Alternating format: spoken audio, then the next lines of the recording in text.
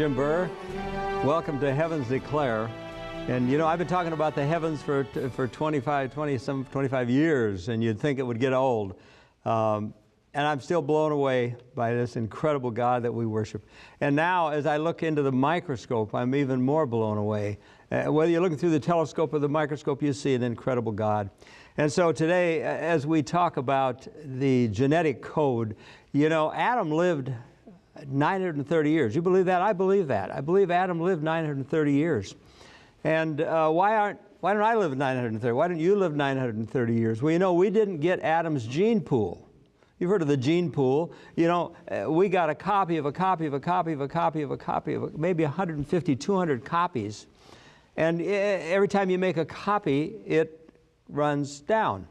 I had made a picture. I had a picture of our little grandson, and I put it on a copy machine, and I made 15 copies of a copy of a copy of a copy. And the picture was absolutely horrible after 15 copies, you know. What they tell us is that the new study shows that individual humans inherit some 100 genetic mutations not found in either parent. 100 mutations not found in either parent. Evolution says we're evolving upward, but the science says we're evolving downward. Now, there's a fellow by the name of Dr. John Sanford, and Dr. Sanford has written a book called Genetic Entropy, and he is world-recognized authority on genetic information. Dr. John Sanford has 32 patents in the fields of genes, 32 patents. You can imagine that. So he's really a respected authority on genetic engineering. And Dr. John Sanford says that every generation is running downward. He invented the gene gun, and he sold the gene gun for $1 billion. Now, he's from one of the universities, I think it's Stanford back east. He sold the gene gun for $1 billion. And he says, I'm done working. And he's just going to, like, do what he wanted to do. And so he started looking at the gene pool. If the gene pool is going downward, every child has 100 mutations not found in either parent. Dr. John Sanford put the gene pool back together. He started putting those 100 genes back together. And lo and behold, Dr. John Sanford didn't believe in God. He was an evolutionist, didn't believe in God. And he thought the only hope for mankind was genetic engineering. The only hope that we have to improve our lot and our health and our longevity is genetic engineering. But as he began to put the gene pool back together, lo and behold, he became a Christian. He discovered when you get back 150, 200 generations, you have a perfect gene pool, perfect genetic code. And now Dr. John Sanford says the only hope for mankind is Jesus Christ. He's a Christian, putting the gene pool back together. And then Dr. John Sanford looked ahead, and he says in 100 generations, there's nobody left on earth. And that is incredible. That's amazing, because you know something? God showed what Dr. John Sanford discovered in the lab. God showed Ellen White about 154 years ago. In the book, the Councils on Health, in the chapter, The Violation of Physical Law, God showed Ellen White this statement. In fact, what she says, if Adam had our gene pool, if Adam started where we are today, we wouldn't be here.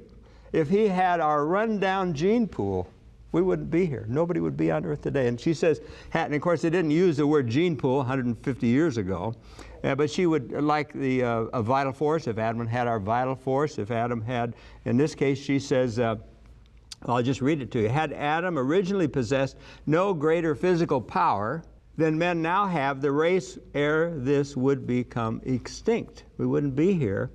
Through successive generations since the fall, the tendency has been continually downward. Disease has been transmitted from parent to children, generation after generation. Then she goes on. Satan's power upon the human family increases. If the Lord should not soon come and destroy his power, the earth ere long would be depopulated. So you see what God showed Dr. John Sanford in the laboratory. God showed 154 years ago, in 1862, God showed her exactly what Dr. John Sanford had discovered in the laboratory. And people say, oh, we're living longer, right? We're living longer. You know, when I was born, my life expectancy was 57 years, I think it was. But you know, if you get through infant mortality, when I was born, 1 out of 10 children never made it. They died before, you know, like the age of 1. So if you make it through infant mortality, all of a sudden now your longevity is greatly improved. And I've been around the sun already 78 times. Okay, I'm on my 79th trip around the sun. That's one of the benefits you get for living on Earth. You get a free trip around the sun every year, and I'm on my 79th trip around the sun. But people say, oh, we're living longer. We're living longer. Yeah, right. Dr. John Sanford says, okay, have you ever heard of bypass surgery? Have you ever heard of cholesterol medication? Have you ever heard of, insulin? The first shot for insulin was given in 1922. In 1922, millions of people were dying of a coma in sanitariums because they had a diabetic coma. They were with diabetes. They were in a coma. Millions of people. And so we have insulin. That extends your longevity, you see. So, Dr. John Sanford, you take away all the medication. What's happening, the doctors are trying to counteract this explosion of diseases. What have you heard diseases in the last couple of years? Ebola, this new virus. We have mass extinctions of the animals, the bees. They're worried about the bees and the butterflies, and we see birds and so forth, through these extinctions. So Dr. Sanford says, that yes, we're living longer, but it's through medicine. In fact, you can go on the web. If you look up NORD, that's National Organization of Rare Diseases. NORD says, you know what the headline of the front page says when you go on NORD? Every day a new disease. So science is trying to keep up with these diseases. Medicine is, and pharmacology trying to keep up with these terrible diseases. Every day a new disease. Folks, we're going downhill. We're not evolving upward like evolution would want you to think. And they tell us that 90% of rare diseases have not one single FDA-approved treatment for rare diseases. And I want to show you a picture of my heritage, my family, and you'll see here my great-grandfather. So then he got 100 mutations not found, his father didn't have. And in the green boxes, you see my grandpa and grandma. They had 200 mutations not found in my great-great-grandfather. And then my father in the blue and my mother, they have 300 mutations not found in my great-great-grandfather. And then you see me and my 2 sisters in the orange there, and we have 400 mutations that were not found in my great-grandfather. Okay, so we're going to show you the genetic code coming up now. And this would be in your DNA, the letter codes in your DNA, okay? And there are 6 billion letters in your DNA. 6 billion letters. If you were to sit at a keyboard and type out, that is the information that makes you. Those letter codes, you would need about, depending on your font size, about 2 million to 3 million pages of the code that makes you. That code tells every cell in your body what it's going to be. You got 50 million heart cells. You guys are going to be hearts. Over here you got liver cells. You guys are going to be liver. You guys are going to be kidneys. The kidneys say, oh, I think it'd be cool. Wouldn't it be cool to have a kidney on each side? No, you have to be in the body. You have to hook up to the plumbing. And you cells over there, you're going to be fingerprints. We have 7 billion on Earth. Every person has a different fingerprint. What a God. That's in the genetic code. And so the fingerprints, tattoos are getting real popular. I think it'd be cool to have a tattoo right here, my fingerprint right here on my nose, right? No, the genetic code said no. You need them on the bottom of your hands, and you need the fingernails on the top. If you have the fingernails on the bottom, you'd slip off everything. So you see the instructions in the genetic code tell each cell what it's going to do. Your hair, your liver, your lungs, everything. is programmed there. And the Bible tells us that we're knit together in our mother's womb. I will praise thee, for I'm fearfully and wonderfully made. Marvelous are thy works, that my soul knows right well. Could you read that code that was on the screen? Could you read that? 6 billion letters. Could you read that? There's 100 trillion cells in your body that depend on that for instructions of what to do. So there's 100 billion and 3. It's been called the language of God. Those letter codes. If you were going to sit, you're going to sit at a keyboard and type out 2 million pages of those codes, 2 million letters. It would take you a lifetime. They tell us it would take you a lifetime. Start when you're 16, 18 years old, get a job. When you're retiring, you have just finished typing the code that makes you, the instructions that tells your body to make you. And yet, the DNA can, you see, every cell in your body has to copy that. And it can copy that in less than a day. If you were sitting at a keyboard, would you be making mistakes? Typing those letter codes out your whole lifetime? Yes, you'd be making mistakes, wouldn't you? And the DNA, the replication of your code actually makes mistakes. There's errors that are introduced. Why are there errors introduced? Because we live in a world of sin, because we're running downhill, because we have carcinogenics. There's there's carcinogenic stuff we take in. There's environmental pollution, and there's free radicals and all these things. And so where you'd make a lot of mistakes at a keyboard typing that out, the genetic code is replicated, and 6 billion letters, when they're copied by every cell in your body before it dies, has to copy your code. And the mistakes that it makes will depend upon your lifestyle. Now, if you're watching 3ABN and you're into the healthy living and the 8 rules of health, you're not going to have as many mistakes. If you had a hangover last night, or if you're up all night watching a movie, how well are you going to type out your code? You're going to be making more mistakes. But in the process of copying your genetic code, replicating that code, your cells make mistakes about 100,000 to 1 million, depending on your environment, your lifestyle, and things like this. So don't push it. By living a good life, you can, through epigenetics, you can slow down this process of going downhill. They've now discovered that the epigenetics actually influences, that you are what you eat, but you are what your mother ate. You are what your grandmother ate. It's passed on down to our children. And so where you would make, your DNA would make 100,000 to 1 million mistakes, lo and behold, there is a proofreader. God has installed a spell checker like your computer. Did you ever notice you sit at a computer and you type in a word wrong? But you'll never see it. At the speed of light. At the speed of light, that spell checker puts the apostrophe in, or it puts the right letters in. You ever notice that? It's wow. I typed it wrong, but it came out right. The spell checker goes, oh, we got a problem here, but I can fix it. At the speed of light, it's going to fix that. Well, the same thing is happening in your code, in your genetic code.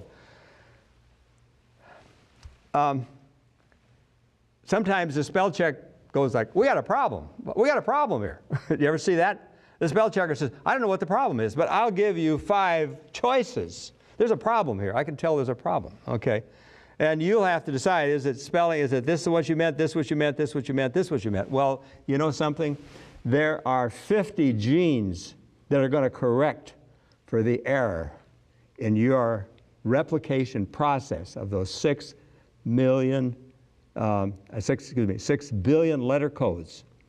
There are 50 genes. I'm going to show you those in a minute, but it took me months and months to research this, but I've discovered there's actually 20 that make corrections for cancer. Now, it can't make all the problems. You can go on and see, things that used to be in sideshows, the freaks, you know, turtles with 2 heads and snakes with 2 heads and people with 6 fingers and all this kind of stuff.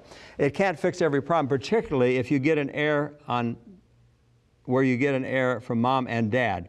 Now, so the spell check, initially, the spell check goes like, we got a problem here, okay? And it looks at, we have A, C, T's, and G's. These letters have to match. They fit like a key. They fit like a key. And if they don't, if you have a T when you should have a G, there's a little bump there in the DNA, okay, the bump in the DNA. And the spell checker goes, oh, we got a problem here. Well, here's 23 chromosomes from mom, 23 from dad. It looks over here, and it goes like, oh, okay, that should be, I see from mom's had the right one, dad had the wrong one. And it splices it in. Sometimes the DNA breaks, just like this one just broke on me. The strand breaks. It's amazing because it will repair that. It looks at a break. Sometimes we have a double strand break, some we have a single strand break, and it has the ability to go over and it attaches a filament to the broken part. And then it looks around to find the other end. And it'll have to go the A, C, T's, and G's. It goes like, oh, that doesn't match, that doesn't match. Oh, here it is. And it'll find the other proper broken end and splice them together. Sometimes we get these letter codes where we have a covalence bond where the 2 of them are bound together. Sometimes we have mismatch like this. Sometimes we have missing letters. But the body is trying to correct for that. I mean, it is so amazing to think that the body can do that. There's 50 genes that can make that correction. Where you start out, you may have 100,000 to 1,000,000 mistakes in the copy. And the cells do this. Every cell, before it dies, has to make a copy. It's been said that DNA is the language of God. The language of God. 23 chromosomes from mom, 23 from dad. It's been said God wrote a picture of you never before seen in the history of the universe. Do you realize every person, every one of you viewers are different? You all watch 3ABN. Is there anybody like Shelley on in the world? They're not 2 stars alike. Every star is different. We now know there are not 2 stars alike in the universe. Every one is different. Every person is different. I had an employee that worked for me, and he left off for another job, and he said, you know, he said, wrote a letter, said a lot of nice things. He said, I'll always speak highly of you. And then he said, this world would be incomplete without you. And I thought, well, that was cool. And then I thought, what a creator. Because heaven is going to be incomplete if you're not there. Every one of you is such a special creation of God. Every one of you is a special creation of God. And God wrote a picture of you on your DNA. It all came from the DNA. God wrote a picture of you never before seen in the history of the universe. 7 billion people. Every person has different fingerprints, different DNA, RNA, voice prints. So this is incredible. The storage capacity of the DNA. We have the DNA, your DNA, every cell has DNA that's 6 foot long. Okay, the strand of DNA is 6 foot long. And this 6 foot has 6 billion letter codes, 3 billion pairs. They come in pairs. It's got 3 billion pairs, but 6 billion letter codes. And this has to be copied. This would take months to copy this, but it chops it every inch. It'll take that 6 foot, 72 inches, and it's going to cover approximately every inch. It has a copy machine, a copier. It's going to copy your DNA. And then it splices it all back together. Our God is an awesome God that can do that. The raw storage capacity, in fact, I was telling my wife, you have 100 trillion cells. Each cell has 6 foot of DNA. I can't tell you how long this is. I said to my wife, if I tell them what the science says, they'll never believe anything else I say. They tell you, I'm going to tell you this, that it'll reach to the sun. You go on the internet and find out how many times it'll reach the sun in your body. 100 trillion cells. So you mathematicians can, you mathematicians multiply 100 billion, 100 trillion times 6 foot. And you'll find out how long your DNA is. But that's you, folks. That's you. Every cell in your body has 6 foot of DNA in it that has the code for you, that is a special, makes you a special person like nobody on earth. Yes, God wrote a picture of you, never before seen in the history of the universe. 7 billion people, everyone different, every fingerprint different, every personality different. What a God. Something went around the internet last week, and I don't have it in front of me, but it was saying, you know, after God made the galaxies, the universe, after he made the mountains and the rivers and the flowers and the children and everything, he realized the world needed you, a special creation of the Lord. Well, it's interesting, now this just broke on me, but it's interesting that the DNA, in order to copy this, you see they're bound together here. Well, how do you copy that? They copy end to end. It comes in, the RNA comes in, copies that, and it copies 3 at a time. And it converts that to proteins, which tell your body what to do, what to make.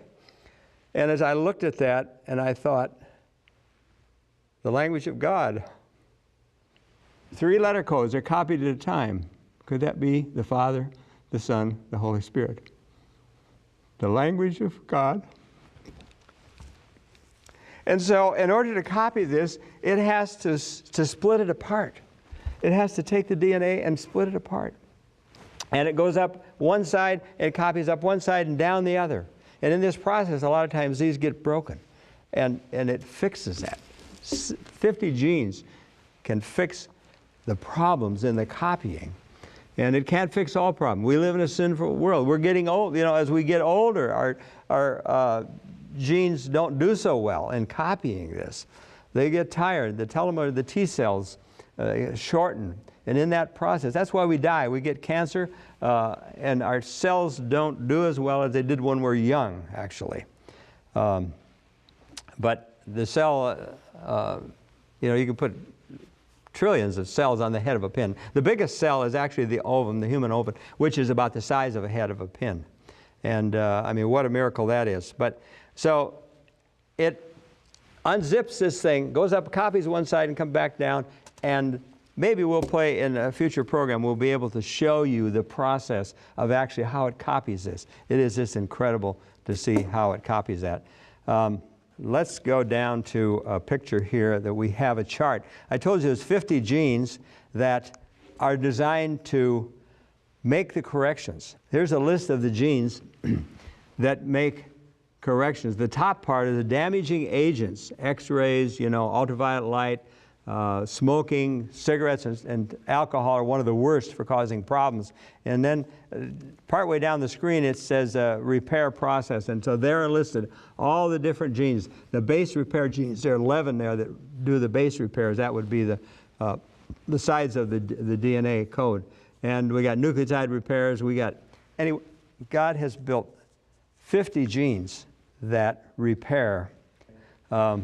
We got on the screen an amoeba. Evolution says that we all came from some microorganism like an amoeba, some little microorganism. And they can't tell you how that microorganism started. They don't even want to talk about it. Evolution does not want to talk about abiogenesis, the origin of life on Earth.